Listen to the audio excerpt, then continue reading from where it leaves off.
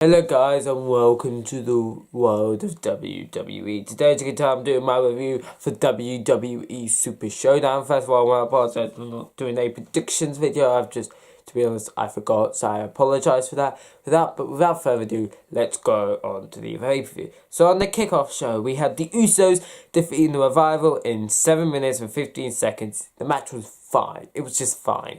It ended with a bunch of super kicks. I can't remember who was pinned. It was a pretty decent match. The Usos win, and I assume they're going to get a tag team title opportunity. Even so, I think the Viking really should have because they've been the champions. But I feel like since they pretty much have forgotten that they exist pretty much, that they're just going to have the Usos win the titles, which I think they should because that way Americans have barely ever show up. At least the Usos are able to show up on TV. So that is a good thing. Of course, they've been ruined by this rivalry, but hopefully it's now ended and they can go for the tag team titles. Overall, this is kind of like a house show, pretty much. So yeah. Now the first match of the main show was the Universal Championship match. Seth Rollins defeated Baron Corbin, and it was a pretty decent match. It lasted 11 minutes and 15 seconds. Pretty decent. It was pretty good. So, and a lot of the time Baron Corbin was shouting in the West face, but at the end, but Seth Rollins was injured because of the attack on Monday Night Raw. At the end, refs stuck up and started shouting out, "Who do you think you are? I'm the referee." So Seth Rollins rolled up Baron Corbin for the 1, 2, 3. He wins the match. And so that's pretty good, but it's kind of, Screwfish, I'm not sure, so they're going to be having a rematch at Stomping Grounds. I don't really want to see this guy. I thought it would just be a one-off thing, but clearly not. Speaking of Stomping Grounds, they've also confirmed, confirmed another match I'll talk later, but they've also confirmed there was also Drew McIntyre versus Roman Reigns, and this is the interesting part. The SmackDown Women's Championship match, Bayley versus Alexa Bliss, and the Raw Women's Championship match, Becky Lynch versus Lacey Evans, they got a huge pop from the crowd. And this is a Saudi Arabia camp where women can't wrestle and stuff.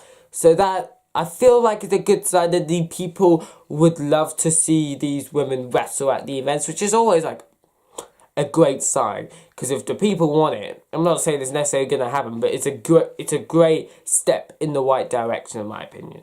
But there is another match they confirmed, which I'll come to later. Next up, Finn Balor, the Demon, defeated Andrade to retain his Intercontinental Championship in the match lasted 11 minutes 35 seconds. It was a pretty good match. I quite enjoyed myself. It's always cool seeing the Demons around. So, yeah. But here's the interesting part. Aleister Black was refused from going to the event because of his tattoos. But apparently Finn Balor can be have face paint and be a demon and go to Saudi Arabia. Yeah, so Finn Balor got the ring. Really good, quite a good match. I just enjoyed myself. Probably the match of the night. So, yeah. Next up, Shane McMahon with Drew McIntyre defeated Roman Reigns in 9 minutes and 15 seconds. I actually thought Roman Reigns would have won the match. Like, so far all the matches I predicted I got correct until this, because I don't know my own predictions. But of course, they really tried to make Roman Reigns not look weak because they made Drew McIntyre cost him while the ref wasn't looking for him to hit a Claymore. Shane McMahon cover 1, 2, 3. So I feel like they can continue this rivalry and we're going to get Roman Reigns versus Shane McMahon at SummerSlam. This is my face of excitement. I really don't care about this rivalry. And they're going to continue it. Roman Reigns versus Drew McIntyre, they might have, if you want to make that match a bit more interesting, because I don't really care about it. I did care when they battled at WrestleMania 35, but I don't care about it now, because he's basically just someone who's on the side of Shane McMahon. It's ruined Drew McIntyre. So yeah, but I think there should be the stipulation if Shane McMahon and Roman Reigns were going to have a rematch at SummerSlam. If Roman Reigns wins, Drew McIntyre is banned from ringside. But But if Drew McIntyre wins, it is a no disqualifications match, and Drew McIntyre is not banned from ringside. He can do what he wants in that match. I feel like that could be just to make it a little bit more interesting, I guess. But next match, the Lars Sullivan defeated Lucha House Party by disqualification in 5 minutes and 15 seconds.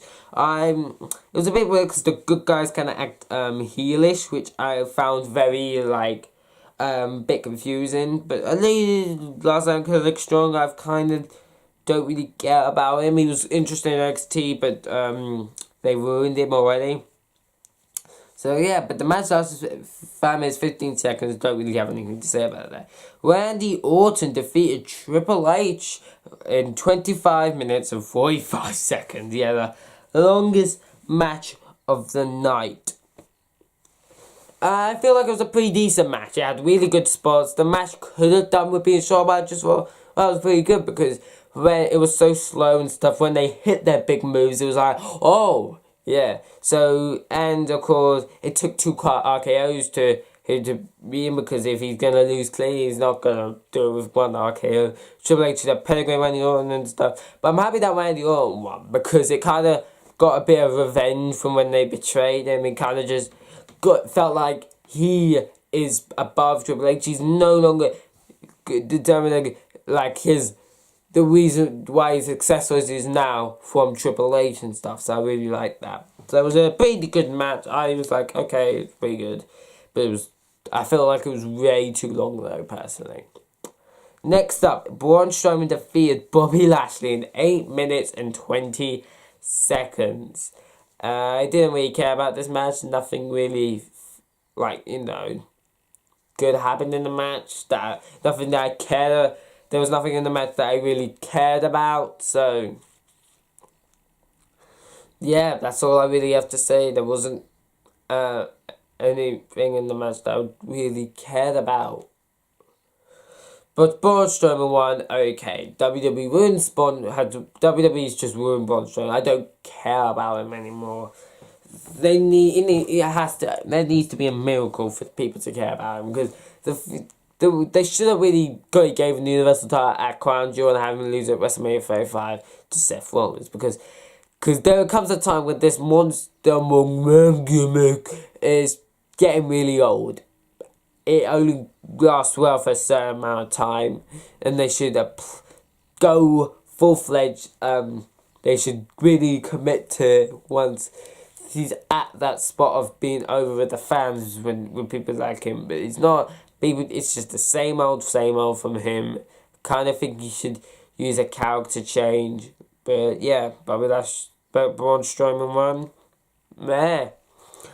Next up, Kofi Kingston defeated Dolph Ziggler to retain his WWE Championship.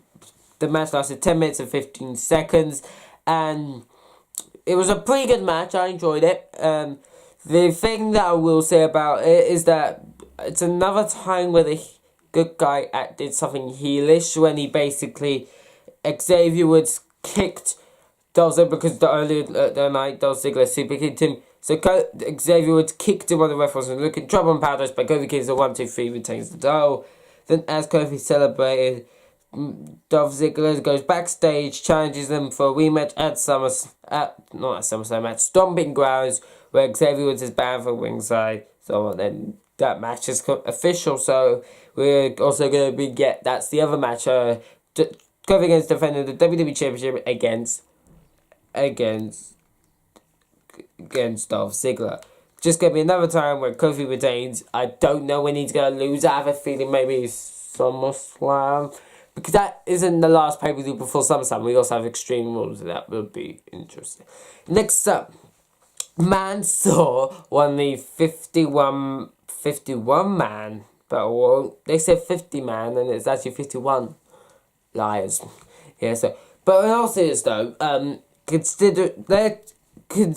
let the guy have his moment. It meant so much for him. The crowd was amazing. It was a cool moment, and it kind of gives a little bit of positivity around Saudi Arabia, and it kind of reminded me a bit, although there's a lot of controversy with doing the events in Saudi Arabia, that I agree with, and they shouldn't really do these big events in Saudi Arabia. At the same time, the people who go to the events, who bought their ticket, have done nothing wrong. So, and they're innocent.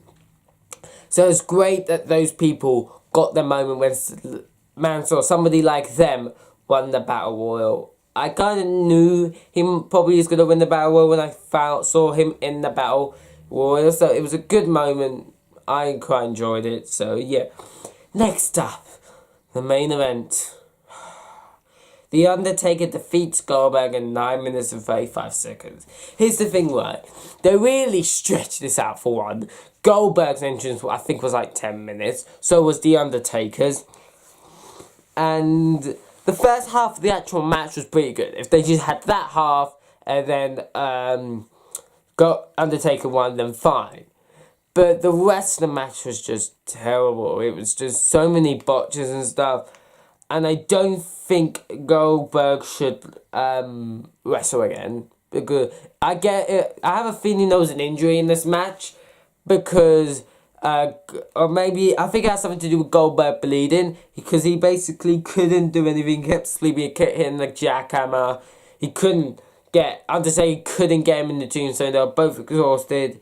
So he just hit him with a chokeslam. The chokeslam. The chokeslam didn't even look that good because Goldberg was not in a fit position to raise himself up to look like it's more big of a deal. And you could tell Undertaker was annoyed. He was disappointed how the match went. So yeah, I do think, although, listen, Undertaker's my favourite legend. Goldberg and Undertaker are some of my favourite legends. But they need to retire. Well, Goldberg went out to retire from this match. He shouldn't wrestle again. Given this his moment at WrestleMania, then have him retire because he literally can't wrestle. And I can get why Undertaker's annoyed, but he's also got to consider he can't carry a match. He tried carrying a match with him because of how weak he was. He can't do it. If it was like Undertaker versus someone like AJ Styles or a younger wrestler, they could probably carry Undertaker to at least a decent match. But this match was way too long. It started off great, by the way, with 2 spears, so on. But I have a feeling they should have ended the match before he was bleeding. Had him hit the tombstone, just win. It didn't have to be long. It was too long. So yeah, the pay-per-view was just blah. I was not a big fan of it. So yeah, I wasn't really a big fan of it. It was just a meh pay-per-view. And let me just get this. The thing I'm very annoyed about, Stomping Grounds. Stomping Grounds is basically rematches. Becky Lynch versus Lacey Evans, a rematch. Universal Championship match. Seth Rollins versus Baron Corbin, a rematch. World Heavyweight Championship match. Kofi Kingston versus Dolph Ziggler, a rematch. But it's a steel cage this time. So, and the thing, I'm not happy with the idea of Bayley defending her championship against Alexa Bliss. That sounds good on paper, but when you consider Alexa Bliss is a war superstar, it's just terrible. It makes the brand split feel pointless. Like there's no point of it. But I do think Bayley will retain, but I hope the women's tag team titles online, because those titles mean nothing. Just absolutely nothing. They need to get the titles of the Iconics. I'm not saying Sasha Banks should have acted the way she did if she wanted to release, being a bit selfish and acting like she's never done anything. WWE, even though Sasha Banks was a better spot than quite a few of the women, I do agree with her with the women's tag team titles that they should have a long run, and the Iconics have done absolutely nothing, and they're even the longest winning women's tag team champions, which is just disgusting. Have them lose their titles at Stomping Grounds in their first freaking defense. Well, actually, they're second because they beat some jobbers on the SmackDown after WrestleMania. So, yeah. This pay-per-view was meh. I'm not that looking forward to Stomping Grounds. I'm just not. I think it's just because we've just had like Double or Nothing, which I didn't watch, but it has a huge impact on wrestling. And NXT TakeOver, which was amazing. So, I don't know. WWE need to quit that out. I think that's the reason why Triple H has put take NXT UK Takeover card on the same day as All Out, because they know NXT is the only chance of WWE beating AEW competition. The main roster stands no chance. No chance. I don't know why it hasn't really affected them. It might start to affect them more when AEW has their weekly TV show, but until then it hasn't really affected their way of doing stuff. So, yeah. So yeah, I hope you enjoyed this video. If you did like the video, subscribe to the channel if you didn't yet. Turn on notifications so you never miss a video. I'll see you all in the next video. Bye guys. Gosh, that baby was disappointing though. Bye guys.